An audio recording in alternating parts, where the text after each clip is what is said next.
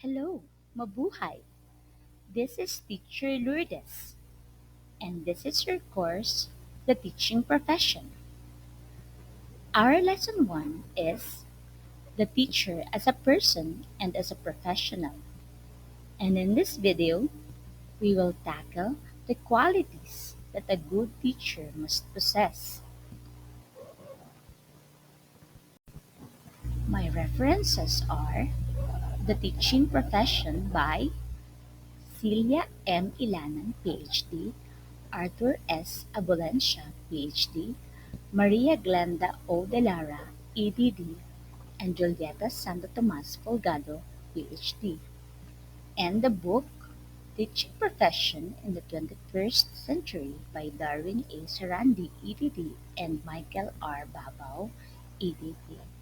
Special thanks to Canva.com.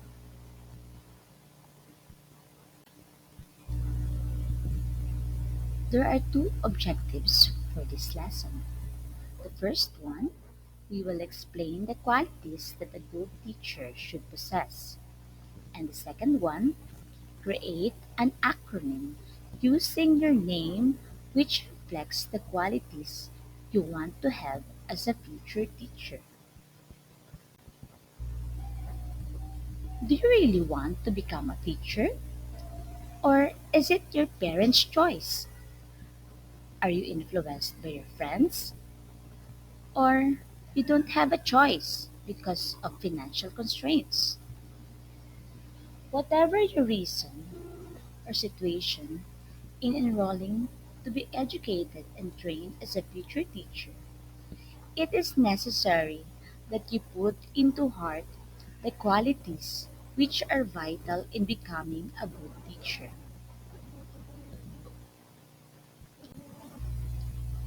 There are 12 qualities that a teacher must possess. Number 1, the teacher must always be prepared. The teacher comes to class prepared and has mastery of the subject matter. As a result, no time is wasted and the students can maximize the learning process. You must never come to class unprepared. This will affect the quality of the students' learning. You must read the lesson beforehand and prepare the appropriate instructional materials and activities so that the students can have the best learning opportunities.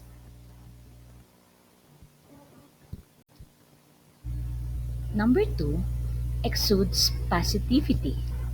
The teacher shows optimism on teaching and the students.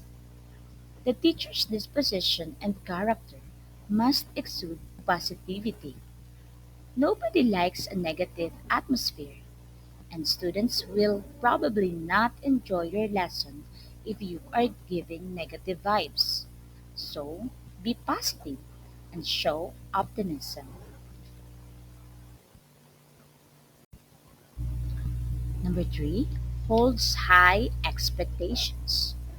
The teacher believes in the student's capacity to succeed and communicates such belief by continuously giving them challenging tasks. The task must meet the level of your students. That is why assessment activities before, during, and after the lesson must be conducted so that the teacher can design appropriate tasks for the students. 4, demonstrates creativity.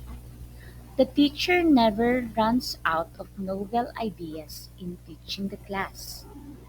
The teacher can let the students have a debate, experiments, essay writing, role playing, reporting, games, and other variety of activities to make the students enjoy the process of learning. 5, exercise fairness. The teacher treats everybody in class fairly and justly, maybe it in grades, opportunities, and privileges.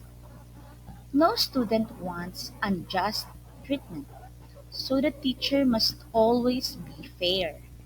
If he or she has a favorite student, the class must feel that the teacher is still fair in all the classroom processes. 6. The teacher must display personal touch. The teacher connects with the students personally. In his or her teaching, the teacher shows interest in the students and shares his or herself to them. For example, I share to my students about my family, my successful professional brothers and sisters, to inspire them to reach for their dreams. I also listen attentively to students' opinions and stories as I elaborate and relate their experiences to our lessons. I also joke and laugh with the students. 7. The teacher must cultivate sense of belonging.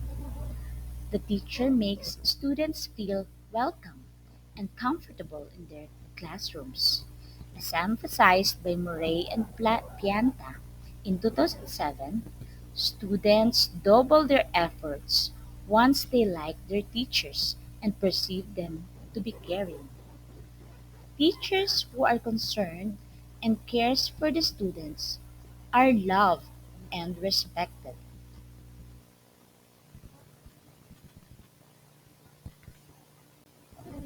8. Shows compassion. The teacher shows concern on students' personal problems and sensitivity in relating to them and their problems. There are students who cannot function or learn properly because of their family or personal problem.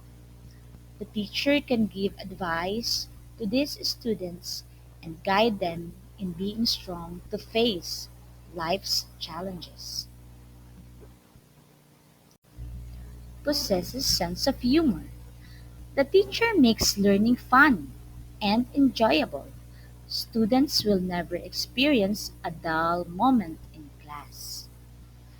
Cracking jokes and telling funny stories which are related to the lesson can make students interested and engage to the teacher's discussion. Like me, I always tell fun quotes and situations which fills the classroom with students' laughter.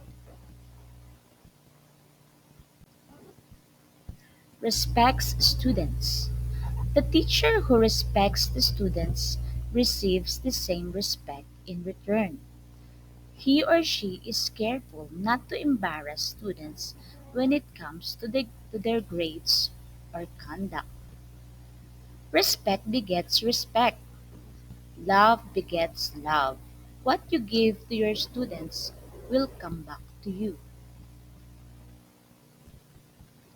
11. Models forgiveness. The teacher does not harbor ill feelings toward his or her students. He or she forgives their shortcomings, mistakes, and even inappropriate behavior.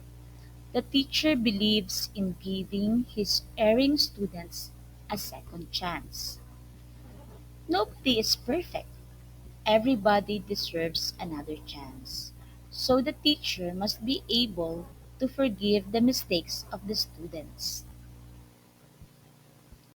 And the last one, admits mistakes.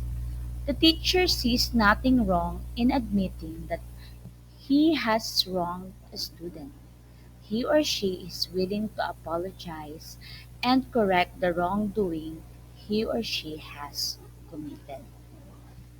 The teacher is also a human being. They serve as role models to the students. They also serve as second parents.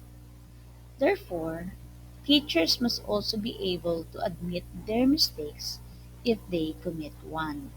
This shows being humble and the willingness to commit to change or make better and wiser decisions. These are the 12 qualities of a good teacher.